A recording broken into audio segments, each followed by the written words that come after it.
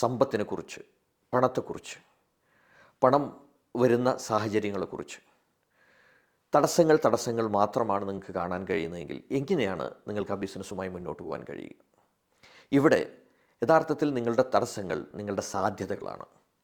അത് നിങ്ങൾക്ക് തിരിച്ചറിയാൻ കഴിയാതിരിക്കുന്നത് നിങ്ങളുടെ മനസ്സിലുള്ള ആകുലതകളാണ്, ചിന്തകളാണ്.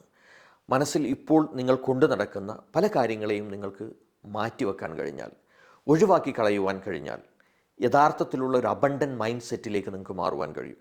അങ്ങനെ നിന്നുകൊണ്ട് നിങ്ങളുടെ ബിസിനസ്സിനെ നോക്കുമ്പോൾ ഇപ്പോൾ കാണുന്ന പല പ്രതിസന്ധികളും നിങ്ങൾക്ക് നല്ല സാധ്യതകളായി മാറ്റുവാൻ കഴിയും.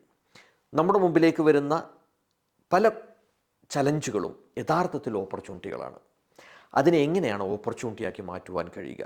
ഇത് നമ്മൾ പഠിച്ചെടുക്കേണ്ടതുണ്ട് എക്സ്പീരിയൻസിൽ നിന്ന്. അതുപോലെ തന്നെ പണത്തിൻ്റെയും സമ്പന്നതയുടെയും അതുപോലെ തന്നെ ബിസിനസ് മാനേജ്മെൻറ്റിൻ്റെയും പാഠങ്ങളിൽ നിന്ന് നമുക്കിത് പഠിച്ചെടുക്കാൻ കഴിയും. ഇത്തരം കാര്യങ്ങൾ കൃത്യമായി മനസ്സിലാക്കുകയും അതിലൂടെ നിങ്ങൾ കടന്നു പോവുകയും ചെയ്താൽ നിങ്ങളുടെ ബിസിനസ്സിനെ ഏറ്റവും നല്ല ഒരു ഉന്നമനത്തിലേക്ക്, വിജയത്തിലേക്ക് നിങ്ങൾക്ക് കൈപിടിച്ചു കൊണ്ടുവരാൻ കഴിയും. നോക്കൂ, ബിസിനസ്സിൻ്റെ ഏറ്റവും പ്രധാനപ്പെട്ട വിജയമെന്ന് പറയുന്നത് ഓൺട്രപ്രണറുടെ വിജയമാണ്.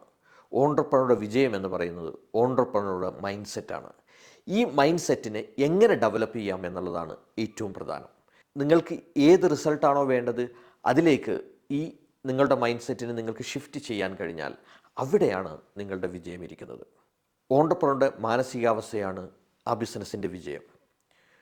മാർക്കറ്റിൻ്റെ സാധ്യതകളോ അതല്ലെങ്കിൽ നിയമത്തിൻ്റെ മാറ്റങ്ങളോ അതല്ലെങ്കിൽ നിങ്ങളുടെ പ്രൊഡക്റ്റിൻ്റെ ക്വാളിറ്റിയോ എന്നതിനേക്കാളൊക്കെ ഉപരിയായി നിങ്ങളുടെ മാനസികാവസ്ഥയാണ് നിങ്ങളുടെ ബിസിനസ്സിൻ്റെ വിജയത്തിന് കാരണമാകുന്നത്.